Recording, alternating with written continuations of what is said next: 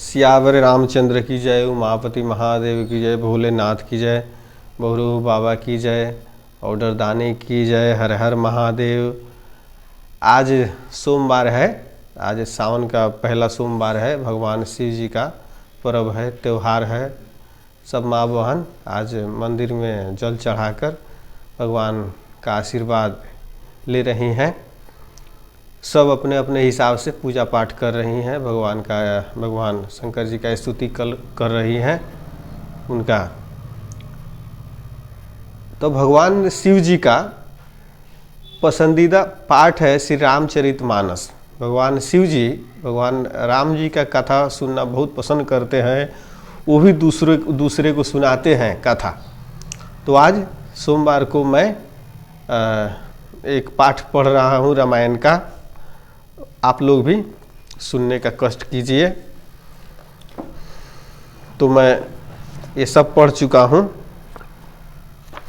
तो पहले मैं चौपाई पढ़ूंगा, उसके बाद उसका अर्थ पढ़ूंगा।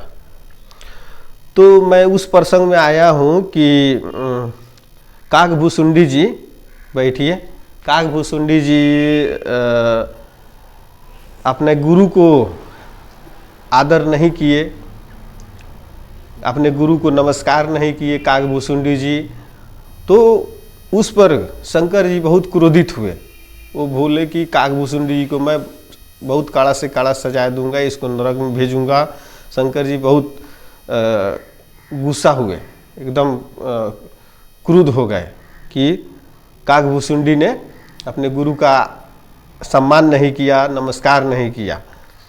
तो शिव जी बोले कि उनका गुरु जी माफ़ कर सकते हैं, मगर मैं नहीं माफ़ कर सकता। शिव जी बहुत गुस्साए हैं। लेकिन काकभूसुंडी जी का गुरु जी है, वो शिव जी को अब प्रार्थना कर रहे हैं कि माफ़ कर दीजिए, ये इसको अभी पता नहीं है। ये कब की बात है, जब काकभूसुंडी जी अज्ञानी थे, उनको उतना ज्ञान नहीं था, तब वो गलती करते थे। तो कैसे काकभूसुंडी जी के गुरु जी कैसे शिव जी का प्रार्थना कर रहे हैं, विनती कर रहे हैं कि काकभूसुंडी जी को थोड़ा माफ़ी कर दीजिए। बोल रहे हैं,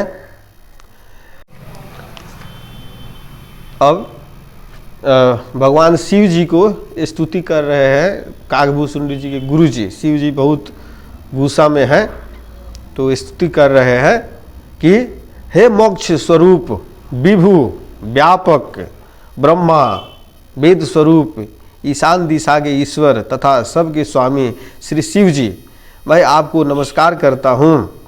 निज स्वरूप में स्थित अर्थात मर्यादी रहित, मायिक गुणों से रहित, भेद रहित, इच्छा रहित, चेतन आकाश स्वरूप एवं आकाश को ही वस्त्र रूप में धारण करने वाले दिगंबर अथवा आकाश को भी आच्छादित करने वाले आपको मैं भजता हूँ।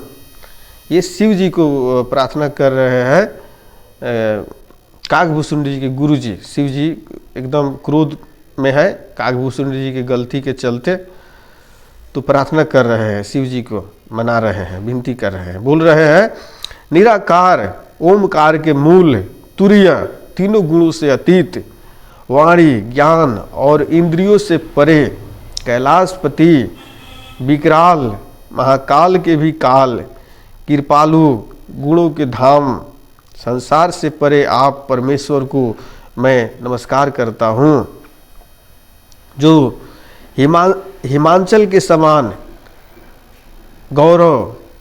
गौरवर्ण तथा गंभीर हैं, जिनके शरीर में करोड़ों कामदेवों की ज्योति एवं शोभा है, जिनके सिर पर सुंदर नदी गंगा जी विराजमान हैं, जिनके ललाट पर द्वितीय का चंद्रमा और गले में सर्प सुशोभित है, जिनके कानों में कुंडल हिल रहे हैं, सुंदर भ्रिकुटी और विशाल नेत्र है, जो प्रसन्न मुख, नीलकंठ और दयालु है, सिंह चरम का वस्त्र धारण किए और मुंडमाल पहने हैं, उन सबके प्यारे और सबके नाथ कल्याण करने वाले श्री शंकर जी को मैं भजता हूँ।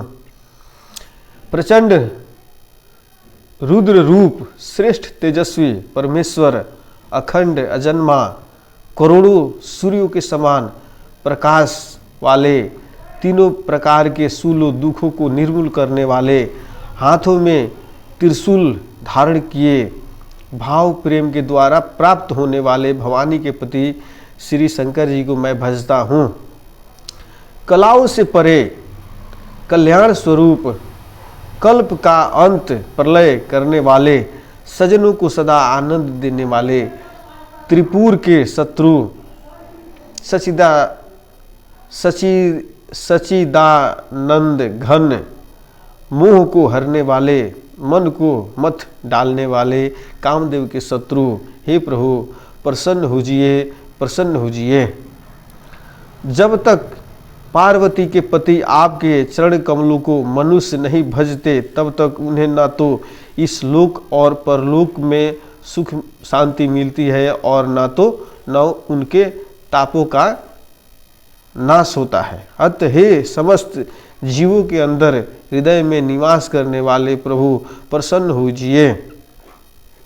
मैं न तो योग जानता हूँ, न जप और न पूजा ही।